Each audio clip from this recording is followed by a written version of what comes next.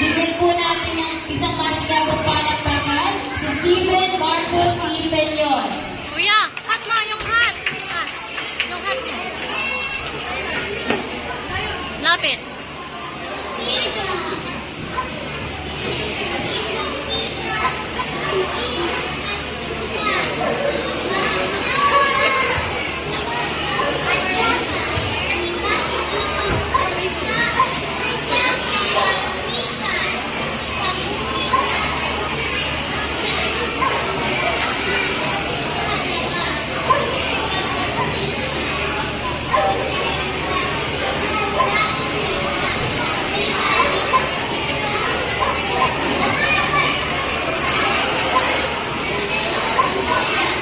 Wikang Pilipino, pag ating ginamit, mga kakaisa ang puso at isip, hangaring unlad, ating makakamit sa mga lumang